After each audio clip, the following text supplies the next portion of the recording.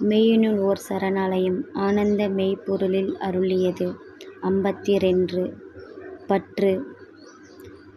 புலன் வழியோடித் திரும்பி வந்ததைப் பற்று என்று எண்ணினேன். அப்பற்றோ ஈனப்பற்றாக்கி ஊனைப் பாழ் உலகில் இழுத்து விட்டவனே.